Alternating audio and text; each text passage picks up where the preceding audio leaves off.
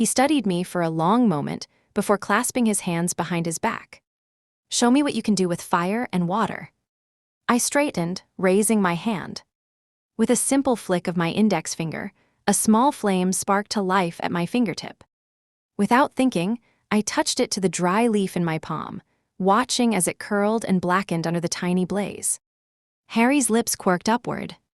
"Impressive, Meira, now water." I exhaled softly, then blew the charred leaf from my hand before turning my focus to the pond. Lifting my right hand, I willed the water to rise. A shimmering sphere lifted gracefully from the surface, hovering above my palm, swirling gently as if caught in an invisible dance. Cedric grinned in awe, and Harry gave an approving nod. Then, with a flick of my fingers, the water shot back to the pond, hitting the surface with a satisfying splash. "That was amazing, Meira, and you did this every day?" Harry asked, genuine curiosity in his tone. "Yes, sir," I replied, smiling a little. I had never even thought of it as magic before. Aunt Josephina had simply taught me ways to make life in the tower easier. Harry crossed his arms, his expression thoughtful. "That's good, it means adapting to a duel will come naturally to you." Cedric and I exchanged a glance. "Duel," we said in unison. Harry raised an eyebrow. "Of course, at the end of the year, every student must duel to advance in rank." The word duel echoed in my mind. I hadn't considered what that meant before now, but the thought of facing off against another sorcerer sent a shiver down my spine. "Meira," Harry continued, his voice firm but patient, "controlling wind is no different from mastering the other elements." He gestured toward me. "For you, magic has always been about necessity and survival." He took a step closer. "Think about it. Why did you take water from the stream every day?" I blinked. "Because I was thirsty." "And why did you light a fire?"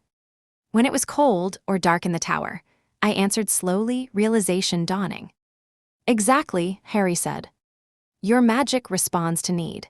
Now, ask yourself, why do you need to control the air?" I frowned. Why do I need air? I closed my eyes, letting memories wash over me. I pictured myself in the tower, alone, surrounded by cold stone walls. The crackling fire is my only warmth. The steady stream is the only source of water. But then I thought of springtime and the way the scent of blooming flowers would drift through the small window, teasing me with the promise of life outside. The golden sunlight, the endless blue sky, the whisper of the wind against my cheek. I had longed for freedom and had ached for it. And then, for the first time, I saw the air not just as something to breathe, but as something that could carry me beyond the walls that had trapped me for so long. I remembered the way Josephina would hover effortlessly, how the wind seemed to bend and obey her command. Back then, I had thought it was purely magic. I hadn't realized it was the air itself responding to her will. I needed that. I needed freedom. The moment the thought took hold, I felt the air around me shifting, thickening, responding. A rush of wind wrapped around my body, lifting me gently at first, then stronger, like unseen hands cradling me in the sky. Cedric's startled scream rang out. "Meira!"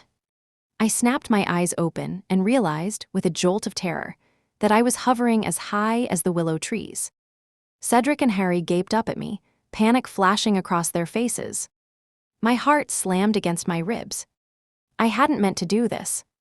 I had no idea how to control it. And then just like that, the wind abandoned me. I let out a piercing scream as the wind roared past me, my stomach twisting while the ground surged toward me with terrifying speed. It felt like mere seconds, plummeting, weightless, and helpless. The wind roared past my ears, my heart hammering against my ribs as a scream tore from my throat. My body twisted midair, completely out of my control. Then suddenly, strong arms wrapped around me, breaking my fall with effortless ease. The world blurred for a moment before I felt the solid press of a chest against mine. Dazed, I opened my eyes and found myself staring into a pair of hazel eyes, deep and piercing, flecked with gold that shimmered in the lantern light. For a moment, I forgot how to breathe. My heartbeat pounded in my ears, each thud a relentless echo of the storm inside me. Henry's gaze locked onto mine, intense and unwavering, pinning me in place as if he alone commanded the air around us. His expression was unreadable, calm and controlled, but the way he held me was anything but indifferent. His grip was firm, steady, anchoring me even as everything else spun out of control. Then there was his scent, warm, bold, unmistakable. It wrapped around me like the lingering heat of a fire, a blend of cedarwood and smoked vetiver, rich and grounding. Beneath it, a whisper of wild bergamot cut through, sharp and fresh, like the first breath of air after a summer storm. It filled the space between us, intoxicating, inescapable. And for just a second, I swore the world had narrowed to this: his touch, his scent, and the way my body refused to move away. His voice, low and serious, cut through the haze. "How many times do I have to save you in a day?" I couldn't answer. My thoughts were tangled, lost somewhere between the lingering fear of my fall and the startling closeness of him. He was so close, close enough that I could feel the warmth of his breath, the quiet strength in his hold. "Thank you, Henry," I murmured, my voice barely above a whisper. Something inside me stirred, an urge I couldn't explain. I had to touch him. Without thinking, I reached up and let my fingertips graze his cheek. His skin was cold beneath my touch, smooth yet carrying the faintest hint of roughness. The moment my hand made contact, he stiffened, his eyes widening in surprise. And then he was gone. 1 second, he was holding me. The next, the space around me was empty. The only sign of him left behind was the lingering chill where his arms had been. I gasped, spinning wildly, searching for him. My mind struggled to catch up. Had I imagined it? No, he had been there. I had felt him,